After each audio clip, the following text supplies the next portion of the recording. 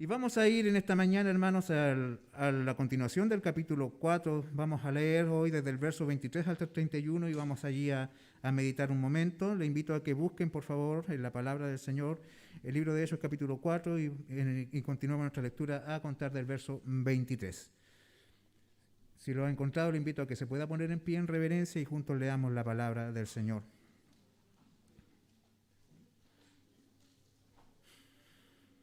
Dice así la palabra del Señor. Y puestos en libertad, vinieron a los suyos y contaron todo lo que los principales sacerdotes y los ancianos les habían dicho. Y ellos, habiéndolo oído, alzaron unánime la voz a Dios y dijeron: Soberano Señor, tú eres el Señor que hiciste el cielo y la tierra, el mar y todo lo que en ellos hay. Que por boca de David tu siervo dijiste: ¿por qué se amotinan las gentes y los pueblos piensan cosas vanas? Se reunieron los reyes de la tierra y los príncipes se juntaron en uno contra el Señor y contra su Cristo. Porque verdaderamente se unieron en esta ciudad contra tu santo Hijo Jesús, a quien ungiste Herodes y Poncio Pilatos con los gentiles y el pueblo de Israel, para hacer cuanto tu mano y tu consejo habían antes determinado que sucediera. Y ahora, Señor, mira sus amenazas y conceda a tus siervos que con todo denuedo hablen tu palabra, mientras extiendes tu mano para que se hagan sanidades y señales y prodigios mediante el nombre de tu santo Hijo Jesús.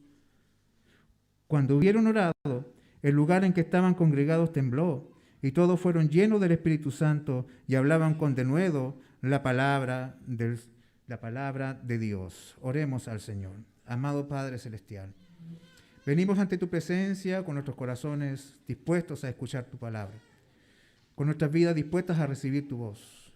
Señor, te pedimos que prepare nuestra conciencia, prepare nuestros pensamientos, nuestra mente, nuestro corazón, nuestra voluntad para recibir tu palabra. Porque sin duda, Señor, hoy día tú nos muestras una forma muy clara cómo debiésemos responder como pueblo tuyo en medio de las circunstancias que están rodeando tu iglesia, Señor, en medio de estos tiempos que están empezando a mostrarse cada vez más evidentes como tiempos de antagonismo hacia ti, hacia tu evangelio y hacia tu iglesia. Y te pedimos, mi Señor, de que tú nos des el valor, la sabiduría, mi Señor, para valientemente, en medio de la prueba, ir ante tu presencia y pedir y buscar tu voluntad. Guíanos a través de tu palabra, mi Dios, te lo pedimos en el nombre de Jesús. Amén. Que el Señor les bendiga, hermanos, tomen sus asientos y preparemos nuestras vidas para ya escuchar el consejo de la voz del Señor. Amada iglesia, la historia del pueblo de Dios, la historia del pueblo peregrino del Señor, la historia de la iglesia está señalada por una constante. Es una especie de ciclo, hermanos, que se repite constantemente. Y es de que los tiempos de bendición serán seguidos por tiempos de oposición, los cuales luego desembocarán en momentos de consagración, para que nuevamente vengan tiempos de bendición, que serán seguidos de tiempos de persecución, y así Dios seguirá consagrando a su iglesia, santificando a su pueblo para que sus planes se vayan cumpliendo en torno a ella. Y esto ya lo comenzamos a ver claramente en la vida de la iglesia. A contar del capítulo 3, hermanos, somos testigos de un evento prodigioso, de una obra sobrenatural, un milagro que trajo bendición, que Dios usó ese instante para traer muchas almas a la salvación, pero así mismo, hermanos, el milagro ocurrido allí en las puertas del Templo de la Hermosa significó de que desde ahí en adelante la historia de la iglesia cambiara constantemente o permanentemente en comparación a cómo venían desarrollándose la vida de la iglesia desde el Pentecostés hasta este momento. Hasta este momento, hermanos, el favor del pueblo hacia la iglesia era incuestionable. Ellos podían estar adorando a Dios en el templo junto con todos los demás. Ellos no veían de que el cristianismo era una religión diferente al judaísmo, sino que consideraban, y de hecho eso es, el cristianismo es la consumación de todo lo que la religión judía enseñaba. Todo lo que la ley mostraba, todo lo que los profetas anunciaron, lo que Moisés anunció, lo que los salmos cantaban, se cumplen en el Evangelio, se cumplen en Cristo. Y ellos no veían un rompimiento allí, sino que veían una continuidad. Era lo natural, era lo obvio. Todos los profetas pensaban y anunciaban y deseaban que viniese el Mesías. Y Cristo vino, y ese Mesías esperado llegó. Y por lo tanto, no era algo diferente. No se consideraban como aparte o separados. Pero, hermanos, el Señor tenía otro plan para su iglesia. Y desde el milagro del hermano que dejó de ser cojo en adelante, desde ese momento, aunque pudiésemos llegar a quizás viendo lo que ocurrió con el Señor Jesucristo, pero mejor hablemos de sus discípulos, de los suyos, de su iglesia. Desde ese día, hermanos, en que la oposición se levantó contra la iglesia, nunca más se ha separado de la iglesia. La historia del pueblo de Dios en este mundo es una historia en que la persecución, en que la oposición siempre han estado siguiendo a la iglesia. Como un animal, hermanos, como un perrito que anda buscando morder los talones de aquel que va caminando. Está allí. Pero, hermanos, al contrario, o todo lo contrario a los propósitos de la persecución, que es detener a la iglesia, que es destruir a la iglesia, el Señor ha hecho poderosamente de que todos los sufrimientos que los santos de Dios han vivido en este mundo no le detengan, sino que al contrario han servido para consagrarle, para santificarle. Hermanos, porque es justamente en estos tiempos de persecución en que la iglesia ha confirmado que su hogar aún espera. De que ellos no viven, no estamos viviendo en nuestra tierra, sino que aún vamos caminando a ese lugar donde está nuestro tesoro más preciado, que es nuestro Señor Jesucristo. Él es la perla de gran precio. Lo hemos dicho varias veces, pero creo que es bueno recordarlo. Hermanos, la gloria del cielo no son sus calles de oro. No es su mar de cristal. Es Cristo. Él es la gloria del cielo. Es lo que deseamos conocer cuando estemos allá, a quien abrazaremos y a quien adoraremos eternamente. A continuación, hermanos, nosotros veremos lo que ocurrió con los discípulos. Una vez de que son dejados en libertad, después de haber sido amenazados severamente por aquellos que dirigían la ciudad de Jerusalén. Recuerde usted que el Sanedrín no era una institución solamente religiosa. Si bien es cierto, todo su poder emanaba de la administración de la religión, también allí estaban los gobernadores y los principales del pueblo. Era, hermanos, no solamente un poder religioso, también un poder administrativo, un poder judicial en sí. Y que ellos, si querían lograr algo, tenían todas las herramientas, todos los recursos para definitivamente concretarlo. Por lo tanto, hermanos, estas amenazas que los discípulos recibieron, si usted se recuerda, ¿cierto?, cuando vimos de que no pudieron hacer algo contra ellos, sino que cuando vieron que todo el pueblo glorificaba a Dios a causa del milagro ocurrido con ese cojito que ahora estaba saltando, ¿cierto?, y que también estaba preso junto a Pedro y Juan, ellos no pueden, ¿cierto?, ir contra esa evidente obra sobrenatural de Dios. Y aunque la están viendo, hermanos, no están ni dispuestos a creer ni un segundo en que Cristo es el Señor, sino que se mantienen obtusos en el orgullo de negar a Cristo, en la soberbia de negar a Cristo, a pesar de que las evidencias son contundentes ante sus ojos. Entonces dicen, ¿qué vamos a hacer con estos hombres? No podemos ir contra ellos a hacerles algo porque todo el pueblo se nos vendría en contra nuestra. Entonces ellos dijeron, amenacémosle, que bajo ninguna circunstancia le estará permitido volver a enseñar o volver a predicar en ese nombre, en el nombre de Jesús. Porque las amenazas, ellos estaban dispuestos a cumplirlas, tenían todo el poder para cumplirlas y tenían todas las intenciones de cumplirlas. No estaban jugando estos hombres.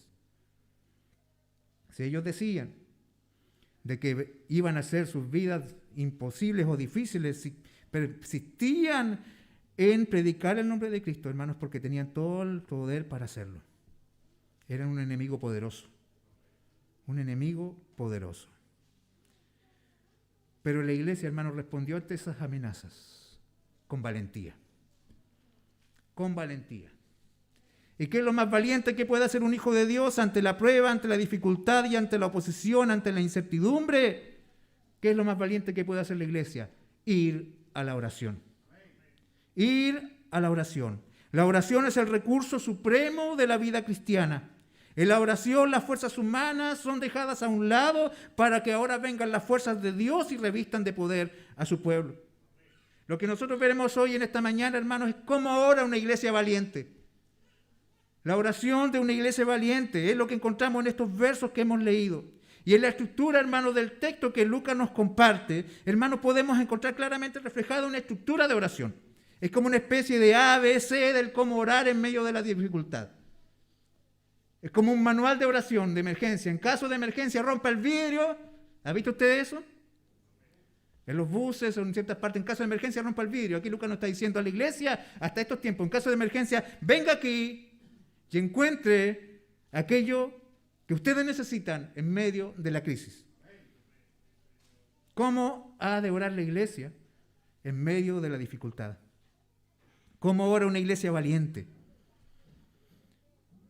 Una iglesia que está consciente de las dificultades que le rodean. Una iglesia que está consciente de su debilidad.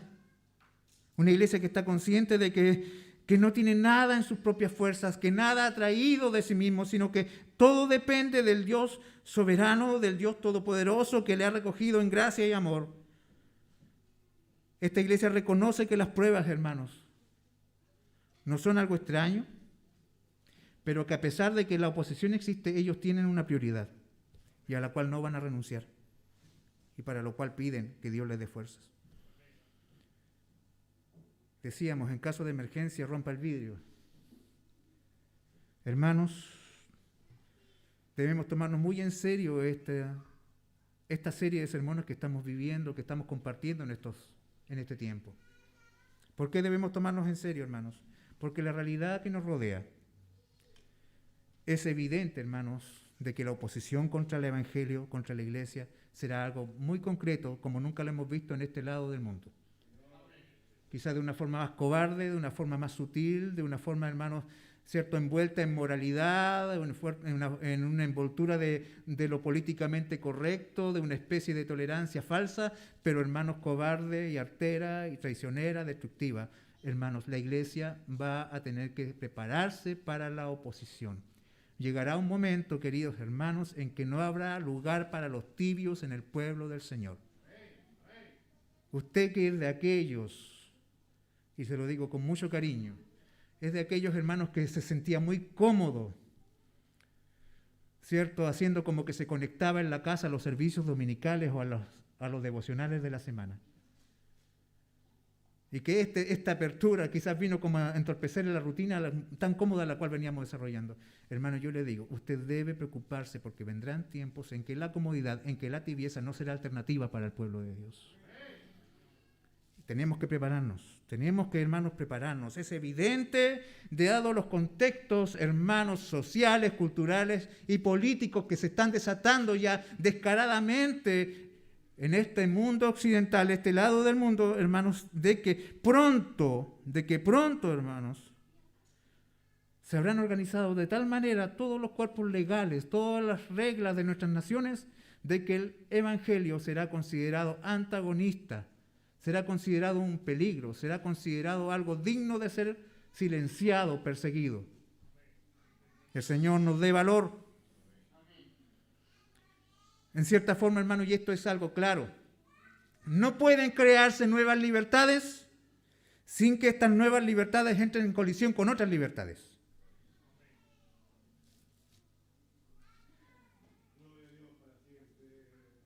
Por ejemplo, toda esta aluvión de ideologías anticientíficas, ¿cierto? De estas ideologías antinaturales, y por sobre todo anticristianas, que hoy están adquiriendo fuerza a través de la ley, en un momento, hermanos, van a entrar en colisión con otras libertades que ya tenemos, por ejemplo, la libertad de expresión, la libertad de culto. Alguien podría decir, pero ¿y a ti qué te importa si hay dos hombres que se quieren casar? ¿Cierto? El problema está no en que ellos se quieran casar, sino que al querer casarse, aparte ellos quieren obligar a los demás a que consideren ese acto como algo natural y algo válido, cuando la verdad de Dios, revelada en su palabra, pero también revelada en su creación, en la naturaleza misma, que no requiere, ¿cierto?, un seminario teológico para entenderla, sino que los miles de años, hermanos, de sobrevivencia de la especie humana lo dicen, de que no existe otra forma de matrimonio que sino aquella que Dios instituyó del hombre y la mujer.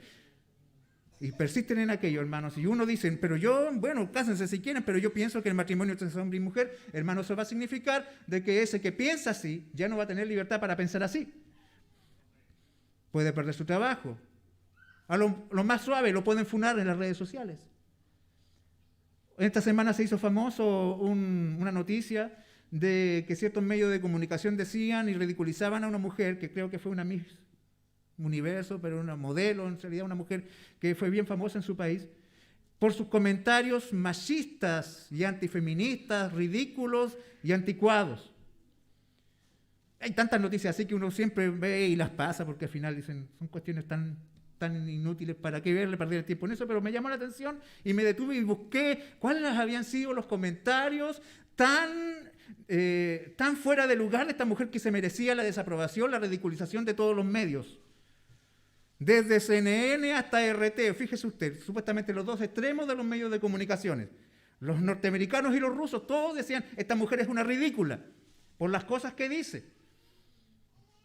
Y fui y dije, ya, ¿qué tan ridícula puede ser esta mujer? ¿Y qué tan locas pueden ser las cosas que está diciendo? ¿Sabe usted qué es lo que me encontré? Que esta mujer estaba aconsejando a otras esposas en base a Efesios 5. Simplemente ella estaba comentando lo que es el rol de la esposa según la Biblia. Y eso fue considerado por todos los medios de comunicación como algo machista, como algo que denigraba a la mujer. El Señor nos ayude. Ciertamente, hermanos, esta es una forma sutil y cobarde de limitar la libertad de expresión. Cualquier loco puede hablar su tema, pero si el cristiano lo hace, es censurado. El Señor nos ayude. El Señor nos dé sabiduría y nos dé valor. Los eventos que señalan, hermanos, de que hay todo un sistema cultural que se está empoderando a través del sistema político, porque, hermanos, si algo fuera tan natural no necesitaría de leyes para imponerse, en primer lugar. ¿Cierto? Pero la cosa es, hermanos, de que todo esto que está ocurriendo en nuestro entorno y que habría que ser muy ciego, muy negligente como para no darse cuenta, nos indica que debemos prepararnos y debiésemos proponernos empezar a orar como una iglesia valiente. Una iglesia valiente, ora firme, plantado en la soberanía de Dios, está dispuesto a enfrentar la tristeza porque sabe de que aquella ya fue anunciada en las Escrituras y también valientemente se ha plantado para no renunciar a su misión, sino que continuar en la voluntad de Dios, cueste lo que cueste. Cueste lo que cueste.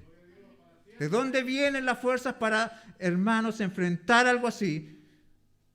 De ir a orar, ir a la presencia de Dios con una oración valiente. El Señor nos ayude. Nosotros comenzamos nuestra lectura y lo primero que hallamos, hermanos, es que cuando los hermanos, ¿cierto? Pedro y Juan y este otro hermano que se sumó, que venía saliendo de la cárcel junto con ellos, y que creo, hermanos, de que no los dejó más, porque ya nos veíamos en la porción anterior de que estaba firmemente agarrado de los hermanos, ¿cierto? Nuestro hermano que había sido cojito por 40 años no se quiso separar más de la iglesia. Ellos salieron de la cárcel y lo primero que hacen, hermanos, es, como dice el texto, y puestos en libertad vinieron a los suyos. Aquí, hermanos, hay algo muy especial que nosotros no podemos pasar por alto a la hora de que queremos hablar acerca de la oración, y de una oración especial, valiente, una oración de crisis. Lucas, hermano, no pone frases aquí al aire, no pone frases para rellenar. Cada cosa que él la coloca allí, la coloca intencionalmente. Y cada palabra puesta en el texto está allí para que nos diga algo. Y esto resalta el hecho de que nuestros hermanos, después de ser puestos fuera de la cárcel o haber sido llamados o puestos en la cárcel por una noche, ser interrogados como criminales y luego de recibir amenazas muy severas y fuertes, se demanda, ¿cierto?, de que dejaran de predicar o si no serían nuevamente encarcelados, serían severamente castigados y posiblemente también asesinados. Estos hermanos, al salir de la cárcel, dice de que fueron a los suyos. Fueron a los suyos. Y esta expresión, hermanos, los suyos, es una expresión para referirse a la iglesia local, para referirse al conjunto de los hermanos. Y ve usted cómo está esto escrito. La iglesia, hermanos, son los suyos, es tu familia. Y ellos dijeron, nosotros vamos a ir no escondernos, no vamos a agarrar nuestras cosas y vamos a volvernos a Galilea antes que nos vuelvan a pillar, sino que vamos donde están los nuestros, donde está nuestra familia, donde están aquellos que han sido salvados por el mismo precio que fui salvado yo. Vamos donde la iglesia. Si alguien nos va a apoyar, si alguien nos va a escuchar, si alguien va a hacer propio nuestro dolor, serán los nuestros, será la iglesia. Bendito sea el Señor. Hermanos, la iglesia debe ser vista como un lugar de refugio. Debe ser vista como una familia, como un lugar donde están los que me aman, donde están los que se identifican con mi dolor, donde están los que se identifican con mi alegría, donde están aquellos que me ayudan a sobrellevar las cargas. La iglesia no tiene que ser vista como un grupo antagonista. Si alguien, hermano, todavía lucha contra la iglesia y llega y se sienta aquí y mira a su alrededor y siente antagonismo con este, con el otro y con el de allá, hermano, está dando una pelea equivocada. Los que están aquí son los tuyos y tú eres de ellos. Somos una familia. Bendito sea el Señor. Bendito sea el Señor. Este lugar es donde las cargas son compartidas. El Señor nos dé, hermanos, amor por la iglesia. Porque si vamos a sobrellevar el dolor de una oposición más evidente y más fuerte aún, no podemos hacerlo, hermanos, ¿cierto? Soportando también o sobrellevando un distanciamiento de los santos del Señor. El Señor nos dé sabiduría, hermanos. La oración es mostrada en las Escrituras siempre como un recurso que se hace mucho más glorioso cuando se practica en el seno de la unidad de la iglesia. Orar los unos por los otros. Amén. Es hermoso orar solo y qué bueno que todos tengamos nuestro tiempo privado de devoción, pero hermano, es hermoso orar juntos. ¿Lo pienso así? Es hermoso cantar juntos. Es hermoso, hermanos, escuchar la palabra juntos. Yo no cambio, hermano, ni la mejor sistema de producción o de transmisión con el estar aquí predicándole a ustedes en directo. Es maravilloso estar aquí con los santos del Señor. Bendito sea el nombre de Dios. Ellos van a los suyos, ellos van a su familia, ellos van donde está su refugio, van donde saben donde hay gente que les ama y que les van a escuchar. Y el verso 24 dice, y ellos, habiéndolo oído, los escucharon, ¿cierto? Habiéndoles oído, ven que se les avecinan tiempos duros. Ven de que se les vienen encima tiempos peligrosos. Porque el poder que ostenta el Sanedrín es grande, es real. No son un grupo de viejitos que amenazan y que no cumplen nada. Estos viejitos están decididos a hacer lo que dijeron que iban a hacer. Tienen el poder, tienen la autoridad, tienen los recursos para cumplir todas sus amenazas. Nadie querría tenerlos de enemigos. Nadie quiere tenerlos de enemigos. Por lo tanto, la amenaza en sí es algo real. Se vienen tiempos duros. Así que la respuesta es inmediata. ¿Qué hacemos? Hermanos, empaquen. Agarren sus maletas, no lleven muchas cargas, lo justo y necesario, y corramos luego, arranquemos a Galilea, volvamos, ¿cierto?, hacia diferentes partes, salgamos de Jerusalén. ¿Eso fue lo que hicieron? Tengo un contacto por allí, alguien por allá que puede falsificarnos los documentos para que salgamos por debajo. A tal hora se oscurece, la puerta está tan abierta, podemos sobornar a un guardia y arrancar. No. ¿Cuál fue la respuesta de la iglesia ante el evidente peligro? Ante el inminente peligro, el cierto peligro que estaban viviendo. Y note usted lo que dice el texto. Ellos, habiendo oído, alzaron unánimes la voz a Dios. Glorias sean dadas al Señor. Unidos alzan su voz delante de Dios. Es como que, hermanos, para ellos lo natural. Es como un instinto, es como que esto es lo que hay que hacer, nadie se cuestiona nada, no hay planes de contingencia, no desarrollan, hermanos, un plan cierto de evacuación, simplemente ellos entienden de que el camino seguro, de que lo que ellos deben hacer es ir delante de Dios y en unidad ir, clamar, levantar su voz delante del Señor. Usted se acuerda, hermanos, que en el capítulo 1, verso 14, después que ellos estuvieron en la presencia del Cristo resucitado, una de las cosas que más visiblemente evidenció la transformación interior de la iglesia, del corazón de los hombres de Dios, fue la unidad y la oración. ¿Se acuerdan? Unidad y oración. Y esto es lo que seguimos viendo en medio de la iglesia, la unidad y la oración. Es la respuesta inmediata de la iglesia ante el peligro inminente. Ellos oran en unidad, alzan su voz a una voz delante del Señor. Ellos elevan una oración, pero esta oración es una oración muy, pero muy especial. Una oración, hermanos, que no está centrada en ellos. Una oración que no está centrada en las circunstancias. Una oración, hermanos, que no está buscando, ¿cierto?, de que Dios haga algo para librarles. Es una oración, hermanos, centrada en Dios, pero en el Dios que se revela en las Escrituras. En el Dios que se muestra en la palabra del Señor. Ellos, hermanos, conocían a su Dios y por eso iban a Él. Tenían una relación con Dios y estaban conscientes del ser de Dios, de la persona del Señor. Estaban conscientes de sus promesas, estaban conscientes de sus palabras y se dirigen a Él de la siguiente manera. Y es especial como ellos, las palabras que usan para ir delante de la presencia de Dios en oración. Y esto, hermano, es lo que ellos oraron. Y por eso le decía, esto es una especie del ABC del cómo orar en caso de crisis. ¿Cómo nos vamos a presentar delante del Señor en medio de la dificultad? Y el texto dice aquí, alzaron su voz, unánime la voz a Dios y dijeron, soberano Señor. Soberano Señor. Y si usted, hermanos, se da el tiempo de revisar esto en el texto original, esta es una expresión extraña, rara y que quizás no la habíamos encontrado en alguna oración todavía hasta esta hora. Quizás es más común encontrar, por ejemplo, Padre, dirigirse al Señor como Padre nuestro. Abba Padre, ¿cierto? Pero ellos se dirigen al Señor como soberano. Ahora, hermanos, esta expresión soberano en el griego se traduce como una palabra que es un poco fuerte para nuestro contexto, para nuestro tiempo. Se traduce como déspotes.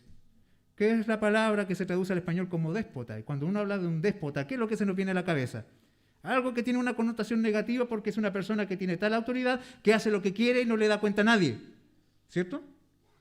De hecho, hermano, la palabra soberano en el original significa amo de esclavos. De alguien que tiene total autoridad y control sobre los demás, es alguien que es dueño, alguien que es gobernador de los que están allí bajo su autoridad. ¿Y esto qué nos da a entender? De que ellos, dijimos, conocen a su Señor. Y ellos saben de que Dios es alguien que tiene completa autoridad, que tiene todo el control sobre todo lo que existe. De que Él es el amo de todo lo que existe. Bendito sea Dios. Él no le pide permiso a nadie. Él no le pide permiso a nadie. Ni para salvar, ni para obrar en medio de este mundo. Algunos piensan que la oración es una especie de permiso que se le concede a Dios para que Él actúe y que si alguien no se lo concede, hermano, Dios no va a hacer nada. Eso es falso. El que piensa así no conoce al Dios de la Biblia. Porque estos hermanos conocen al Dios de la Biblia y se dirigen a Él como tú eres el amo de todo, el Señor de todo. No hay nada que se escape a tu control. Tú haces lo que quieres. Bendito sea el Señor. Nadie puede atar tus manos, nadie puede decirte qué hacer y qué no hacer. Tú no esperas de nosotros o de nuestra autorización para orar. No, tú eres soberano, Señor soberano.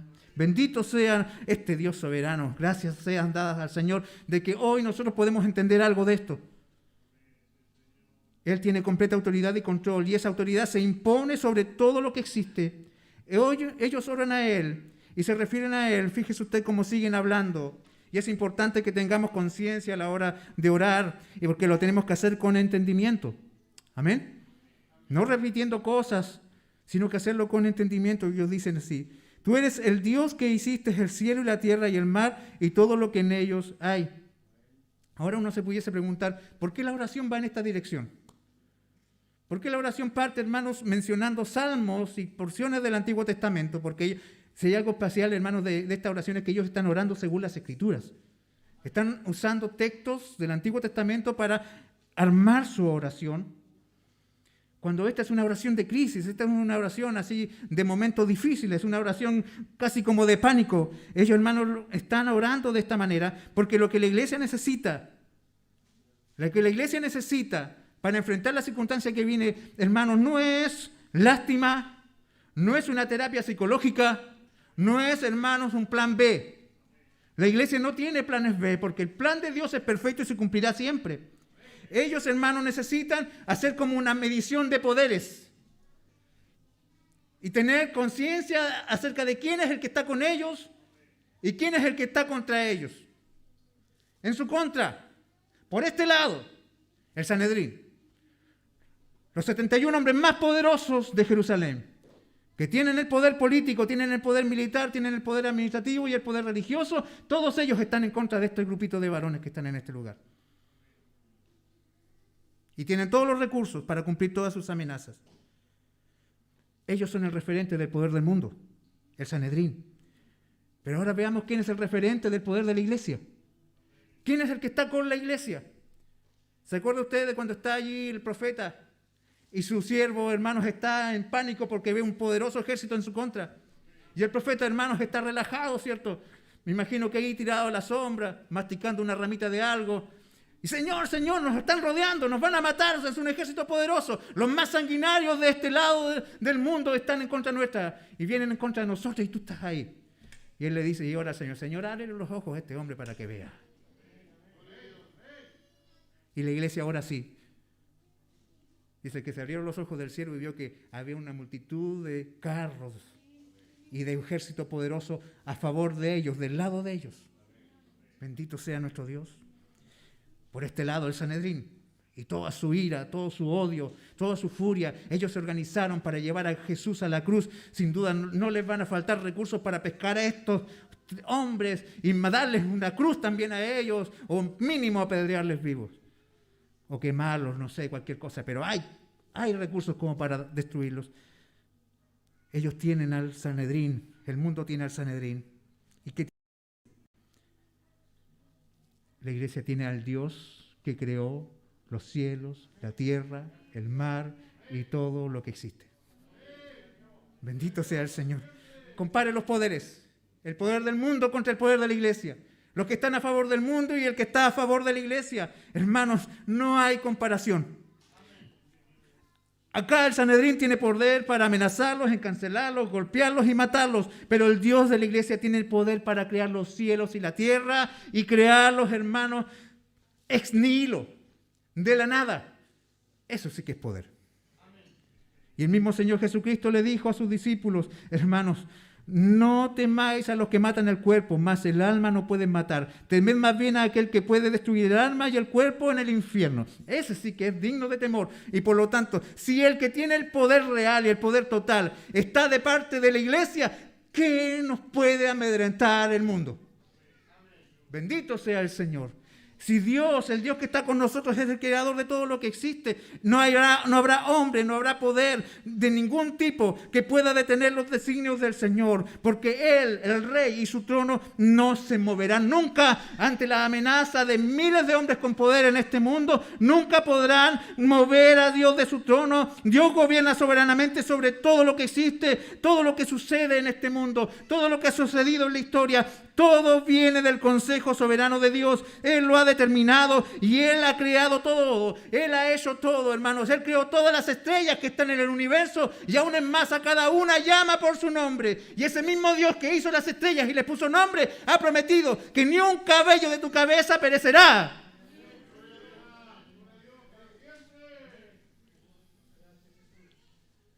Y ese es el Dios que está con la iglesia. Y la iglesia ora, consciente de quién han creído. No es un Dios de bolsillo, no es un Dios pequeño, no es un Dios que se amilana porque los legisladores del mundo le ofenden. Hermanos, si algún día nuestras sesiones en el Congreso eliminan de que se abre la sesión en el nombre de Dios, ¿usted cree que Dios va a tiritar por eso? Dios seguirá siendo Dios. Y su juicio será, hermanos, poderoso. Bendito sea nuestro Salvador. Bendito sea el Señor. Él gobierna sobre todo y Él no es ajeno a ninguna de las realidades que rodean a sus hijos. Pablo lo dijo así delante de los atenienses en Hechos capítulo 17, verso 28, porque en Él vivimos, nos movemos y existimos. Dios es la razón de nuestra vida. Dios es la razón de todo lo que ocurre. Cada situación, cada alegría o peligro son conducidos por el Señor.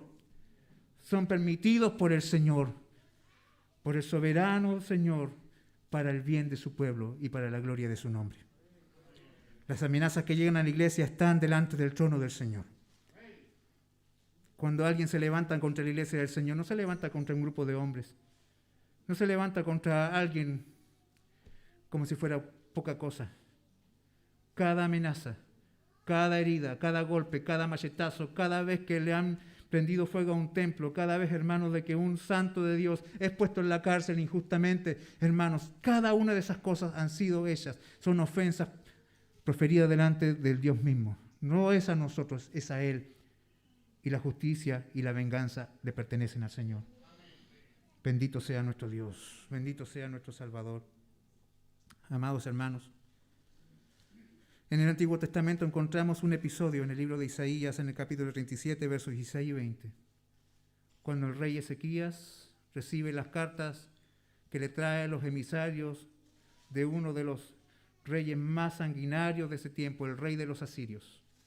Si usted estudia historia general, ¿cierto?, se va a encontrar cuando le pasan los imperios antiguos, una de las características de los asirios es que era un pueblo extremadamente sanguinario y cruel. Una de las cosas que ellos hacían era, luego de someter a una nación extranjera, una nación enemiga, pescar las cabezas de todos sus enemigos y apilarlas en un cerro y dedicárselas a sus dioses. Y ellos ahora estaban rodeando Jerusalén. Estaban a las puertas de la ciudad de Dios.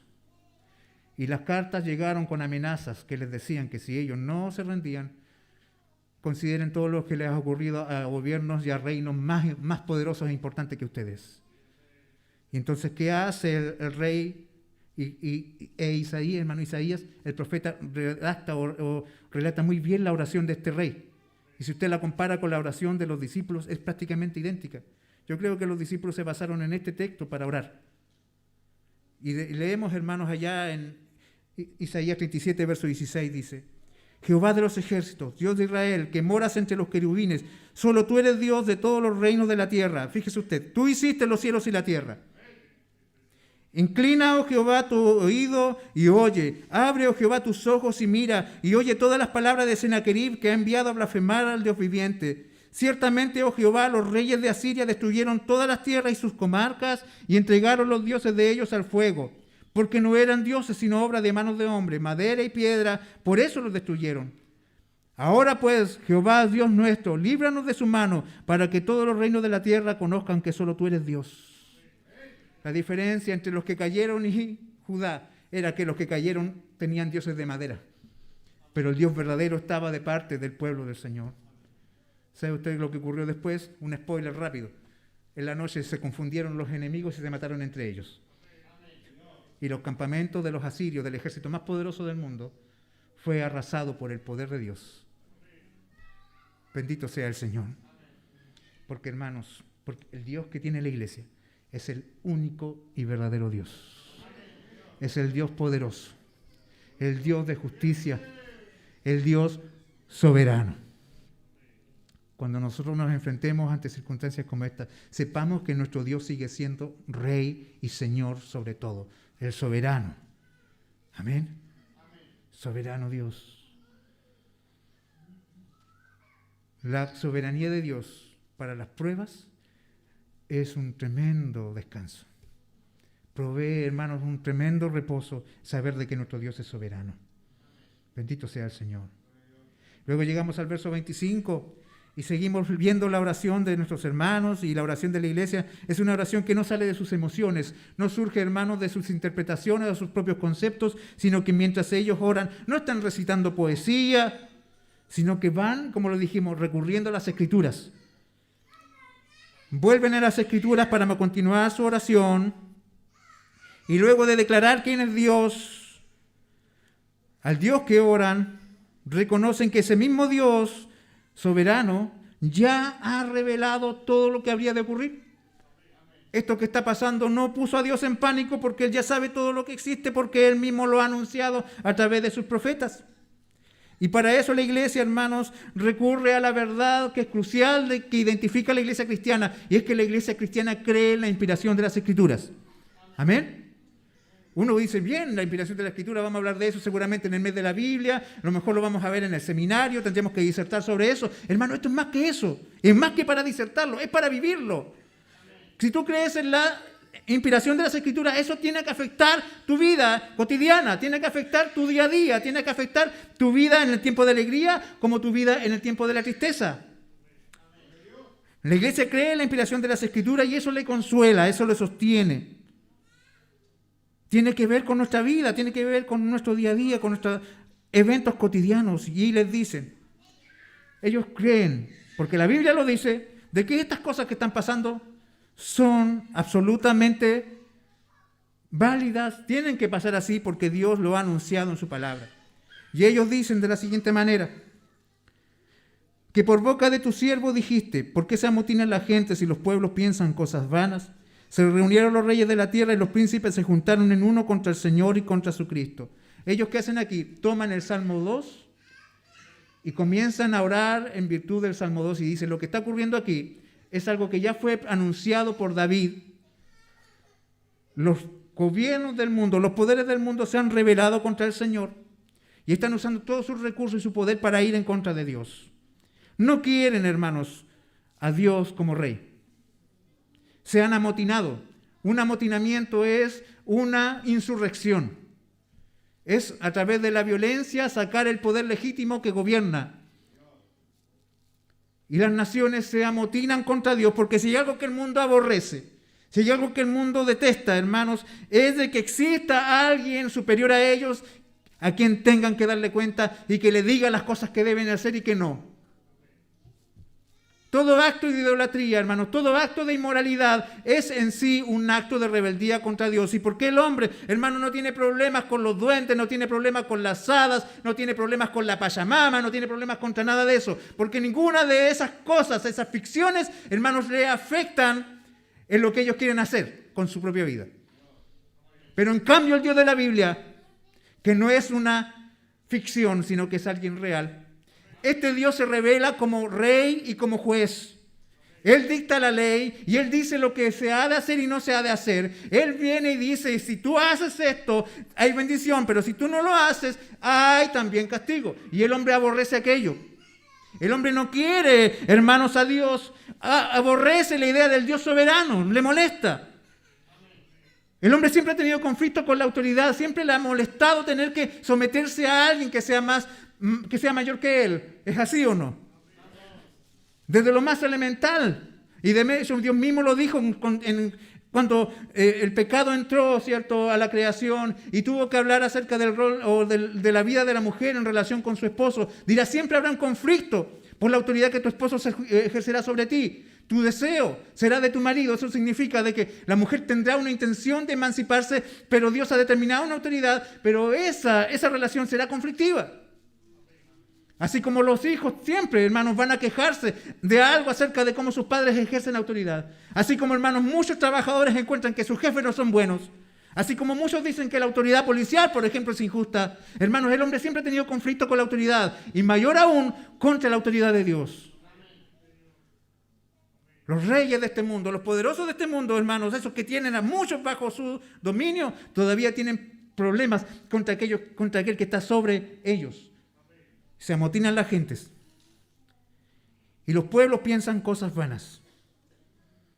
Ellos quieren vivir según sus propias reglas, quieren ellos dictar sus propias leyes, ellos quieren ser sus propios reyes y se esfuerzan en desarrollar planes, cosas vanas, levantar ideologías y preparar proyectos que le libren del gobierno del Dios soberano.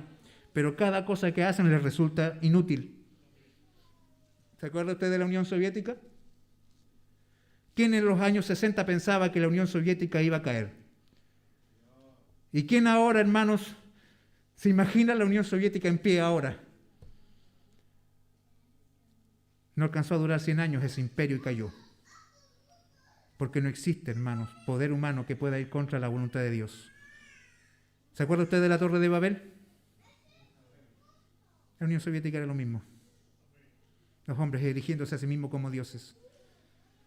Y así Dios, hermanos, dice el mismo Salmo 2, aquí no lo dice, pero ¿qué hace Dios? ¿Cuál es la respuesta de Dios al ver los hombres así maquinando, planeando, sacando proyectos, financiando cosas? Hace pocos días atrás hubo una manifestación de ateos que se unieron a través del mundo para levantar su dedo medio contra Dios. ¿Escucharon de eso ustedes? Sí, se hizo como un poquito viral eso. Miren, todos los ateos del mundo mandándose mensajes mañana a las 2 tal hora, juntémonos y levantemos nuestros dedos contra el cielo. ¿Y sabe usted lo que hizo Dios contra eso? Lo mismo que hizo Dios en el Salmo 2 contra los reyes del mundo que se amotinan contra Él. Dice que Dios los miró del cielo y se rió. ¿Qué van a hacerme con un dedito a mí? Yo muevo, si es que sé que no es así, pero yo puedo mover una de mis pestañas y los aniquilo y ellos vienen y piensan que yo voy a llenarme de temor, me sentiré ofendido, ¿cierto? Voy a entrar en ansiedad, como lo hacen los millennials de este tiempo, todo les da ansiedad. ¿Piensan que a Dios le da ansiedad? ¿Porque alguien va y levanta su mano contra Él? ¿O porque los reyes se organizan en contra de Él? ¿Dios entra en pánico? No, Dios se ríe. Dios se ríe de ellos. Porque todos sus pensamientos, los sabios de este mundo, los científicos de este mundo y todos los que quieren negar a Dios, todas las cosas que planifican contra Dios son vanas, piensan cosas vanas. Estos hombres, fíjese usted acá, dice el texto, se amotinaron, se reunieron los reyes de la tierra y los príncipes se juntaron en uno contra el Señor y contra su Cristo. Y ellos dicen, y esto efectivamente se cumplió, porque dice acá el verso 27, verdaderamente se unieron en esta ciudad contra tu santo Hijo Jesús, a quien ungiste, Herodes, Poncio Pilatos y los gentiles del pueblo. Y se juntaron, y se unieron. ¿Y qué tenían en común Herodes con Pilatos? Nada, se aborrecían, se aborrecían entre ellos. ¿Qué tenían los gentiles con los judíos en común? Nada. Lo único que los unía, por fin encontraron algo en común y era su odio al ungido, su aborrecimiento hacia Jesús. ¿Qué tienen en común, hermanos, los satanistas con los ateos y con todas las otras ideologías del mundo? Hermano, es su odio hacia Jesús. Aborrecen a Jesús. Usted ha visto, hermano, en esas manifestaciones del mes del orgullo gay, por ejemplo, de que hagan, actos blasfemos con Mahoma. ¿Ha visto usted a uno de ellos en sus desfiles disfrazado de Mahoma y burlándose de Mahoma y destruyendo el Corán, por ejemplo? ¿Lo ha visto, no? Yo sé que no pasa con eso. Porque, hermanos, al que odian no es a Mahoma, odian a Jesús. Y por eso lo intentan ridiculizar, y por eso queman Biblias, y por eso se disfrazan de Jesús y lo representan de una manera blasfema. Porque odian a Jesús. Y ellos se unieron, y ellos se juntaron, y fueron contra el Señor Jesús, y le mataron, pero ¿sabe usted qué pasó? Su plan no le resultó, porque el tercer día el mismo que mataron ahora estaba vivo. Y es más, volvió al templo donde un día le expulsaron y sanó a un cojo, y no pueden sacarse de encima, hermanos, el nombre de Jesús. No hay caso, ni con la tumba lo pudieron hacer, no lo hicieron con la cruz, no lo hicieron con la tumba. No hay cómo detener a Jesús. Hermano, esto es imparable. Es imparable el Señor. Ellos, hermanos, se unieron en contra de Él y aún así no pudieron detenerle. Sin duda, hermanos, lo que nosotros encontramos aquí es de que ellos luchan cada día para vencer al Señor, pero no hay forma de detener a Dios. Así que, hermanos, lo que ellos están diciendo aquí, Dios es Señor y Él ha mostrado que las cosas que nos están pasando ya estaban escritas y sin duda no hay forma de evadirlas. Pero de todas ellas el Señor va a vencer. Los hombres son responsables de sus eventos o de sus obras. Pero sabe usted que a pesar de que los hombres con toda su maldad y toda su perversión van en contra de Dios, lo que están haciendo es simplemente lo que dice el verso 28. ¿Qué dice el verso 28?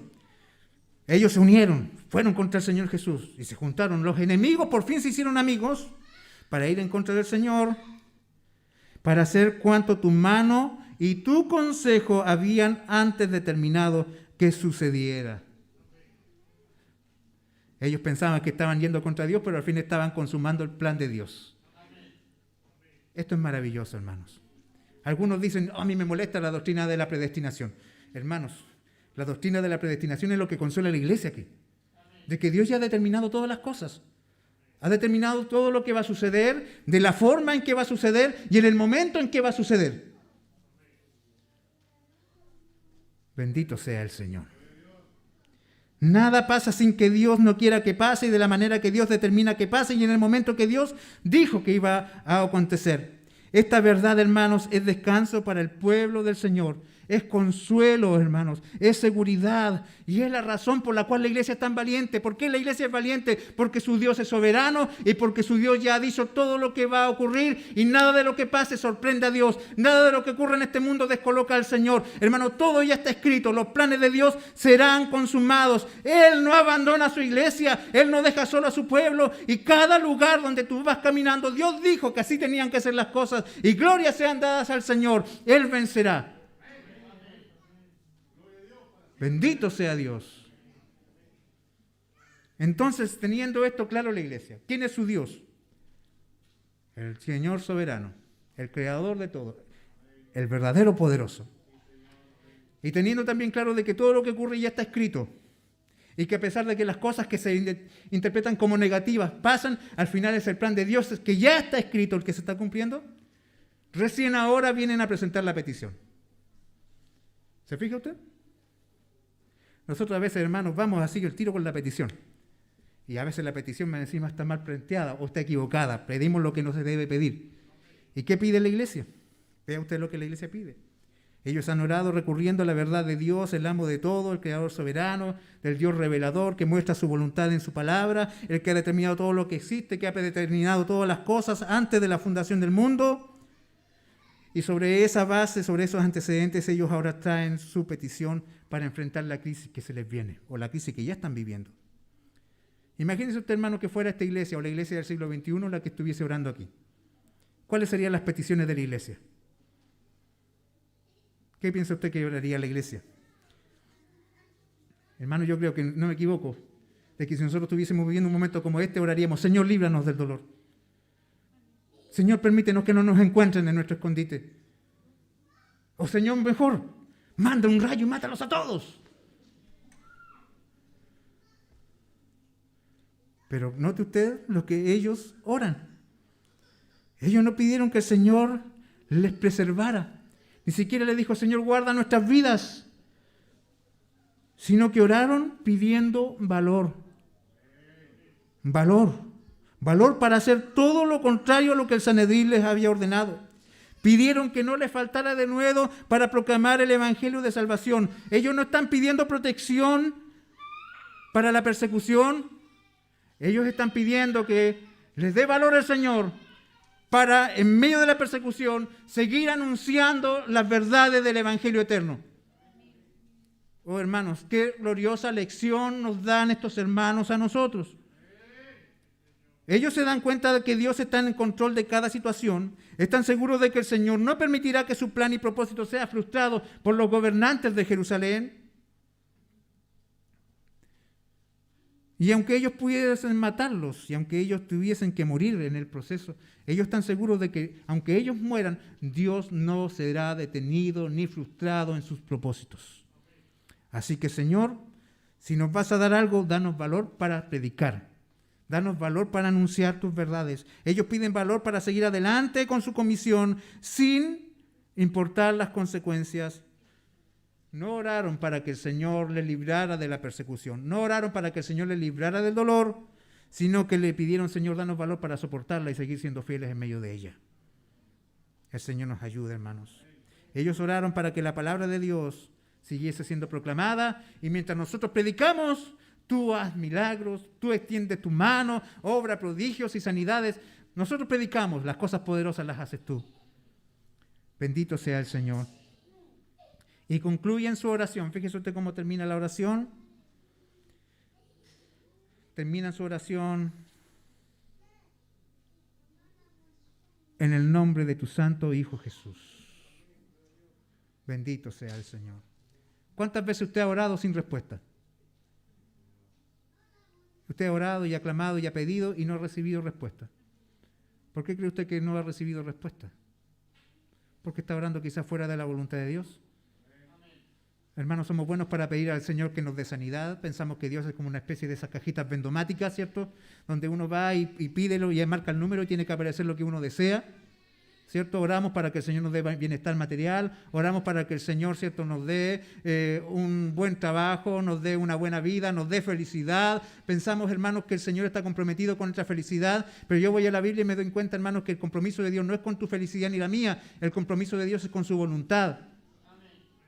Y esa voluntad muchas veces demanda nuestro quebrantamiento. Hermanos, dispone nuestro dolor, dispone tristezas para nuestro camino. Algunos dicen, si Dios es con nosotros, somos campeones y vencedores. Y dicen, wow, eso significa de que voy a ser un triunfador en esta vida. Y de que las cosas todas tendrán que salir bien. Si Dios me ama, no va a permitir que yo me enferme. Si Dios me ama, no va a permitir que las cosas me salgan mal. Si Dios me ama, tendrá que proveerme los recursos como para que yo tenga un buen pasar. Y resulta que yo me encuentro con el hombre que es más fiel que todos nosotros juntos en la Biblia. Y él fue azotado varias veces, fue apedreado otras más, estuvo en un naufragio. Lo dieron por muerto. Tuvo que arrancar, salir escondido en las noches en medio de una canasta, descolgarse por los muros y esconderse. Pablo. Y al final murió jubilado, ¿cierto? Lleno de años en su casa de reposo y en el campo que se compró con las ofrendas de los hermanos. No, murió decapitado. Wow, ¿y dónde queda el discurso de que si Dios es contigo todas las cosas van a salir bien? Es que no existe, hermanos, eso no existe. Eso es falso. Cualquiera que te enseñe eso, hermano, es un falso profeta. La verdad es que el dolor está presente. Y si las respuestas a nuestras oraciones no llegan es porque quizás estamos pidiendo, no mirando la gloria de Dios, sino que mirando nuestras vidas materiales. La cosa es que nosotros encontramos aquí que la respuesta del Señor se hizo evidente, inmediatamente. Y note usted lo que dice acá. Y cuando hubieron orado, ¿qué significa esto? De que están diciendo el último amén de la oración. En ese mismo momento, el lugar en que estaban congregados tembló y todos fueron llenos del Espíritu Santo y hablaban con denuedo la palabra de Dios. ¿Qué estaban pidiendo ellos? Señor, danos valor para hablar tu palabra. ¿Y cuál fue la respuesta de Dios? Ahí tienen valor. Y es más, hermanos, vea usted las maravillas del amor del Señor. El lugar donde estaban tembló. Ahora, esta manifestación física, porque Lucas la pone aquí, no como una cuestión figurativa, sino como algo real, concreto, como cuando se sintieron los vientos en el aposento alto y esas cosas que parecían lenguas como de fuego y el estruendo que se escuchó, fueron manifestaciones físicas, reales, que ellos intentaron describir de alguna manera. Aquí lo que nosotros encontramos es que este temblor ocurrió realmente. Todas las personas que estaban aquí, que posiblemente era la casa de Juan Marcos, que eran varias personas, hermanos, todos dijeron, le contaron a Lucas, ¿sabes tú que esa noche terminamos de orar? Y cuando estábamos orando todavía, tembló. Tembló, anotó Lucas. Y después, oiga hermana, ¿y usted estuvo ese día cuando llegó Pedro y Juan de la cárcel? Sí, nosotros estábamos ahí. ¿Sabe usted que estuvo tan linda la oración? Y te cuento un detallito, Lucas, anota ahí que no se te olvide. Cuando terminamos de orar, tembló. Tembló. Dije. ¿Y usted, hermana? Lo que más me acuerdo es que tembló. Tembló. Y registró eso y Lucas lo puso ahí. Porque si algo le agradecemos a Lucas es que era muy meticuloso a la hora de escribir. Era un hombre que usó toda su educación y su preparación para que nosotros tengamos esta joya, hermanos, a nuestro alcance. Y de la forma en que está escrito. Y yo, hermanos, me gozo. Me gozo porque esta iglesia es valiente. Y usted piensa a veces de que el ser valiente para el Señor es algo que pasa así como desapercibido. Y resulta que la palabra de Dios nos dice en el Salmo 114, verso 7. Y esto usted se lo sabe, hermano, que más de alguna vez lo ha dicho. A lo mejor no sabía dónde estaba, pero lo ha dicho. Salmo 114, verso 7 dice, a la presencia de Jehová tiembla la tierra, a la presencia del Dios de Jacob.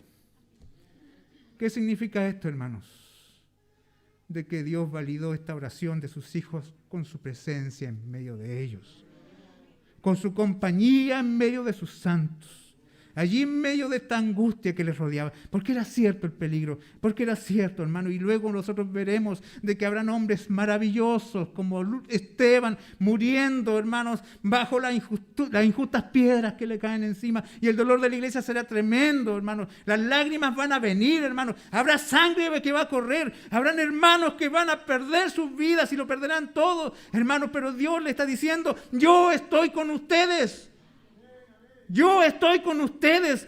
Y este temblor, hermanos, esta manifestación física que se ve aquí en este temblor, es la evidencia de la presencia de Dios con su iglesia, aunque tiene todo el mundo en su contra y aunque todos quieren hacerle daño. Hermanos, Dios está con los suyos y no habrá lugar donde los suyos van, donde su Dios no les esté acompañando. Y Él aún más les llena de su Espíritu Santo, les llena del poder necesario para que ellos ahora hablen de su palabra con valor y desprecien la muerte y miren la persecución como una bendición más que como una maldición. Una iglesia valiente. Una iglesia valiente. Los tiempos de dificultad, hermanos, demandan que la iglesia sea valiente.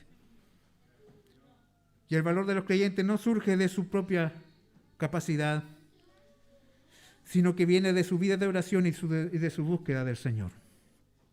Mientras más la iglesia sepa quién es su Dios, mientras más la iglesia sepa quién es el Salvador de sus almas, más valiente será. Estos tiempos difíciles, hermanos, demandan que los salvados no se escondan, ni se callen, sino que sean capaces de dar testimonio de quién es el dueño de sus vidas. Amada iglesia, si tiempos peligrosos y difíciles vienen, si las cosas siguen saliendo mal, porque se da cuenta, hermanos, que parece que no hay caso, que como que todo sale mal. Como que todos los gobiernos de este mundo se están pervirtiendo más y más. Hay una ley, vamos, ya, y hay un grupo, dicen, bueno, pero es probable que no se apruebe, y se aprueba. Viene un proceso político y dicen, ojalá que no salga, y sale. Pero posiblemente lleguen allí personas que tienen una mente abierta, y no llegan esas personas, sino que llegan gente completamente antagonista de la iglesia. Parece que todo está saliendo mal, ¿se fija? Aparece esta pandemia. Y surgen un montón de circunstancias que nos dicen, pareciera que todo está en contra del avance del Evangelio. Las ideologías, los movimientos políticos, las circunstancias económicas, todo. Pero hermanos, sobre todo eso gobierna nuestro Dios. Nuestro fundamento es el soberano Dios que obra en cada circunstancia para nuestro bien y para la gloria de su nombre. Nada de lo que vivimos, hermano, escapa del control del Señor. Todo lo que ha sido predeterminado y todo lo que está en su plan se cumplirá.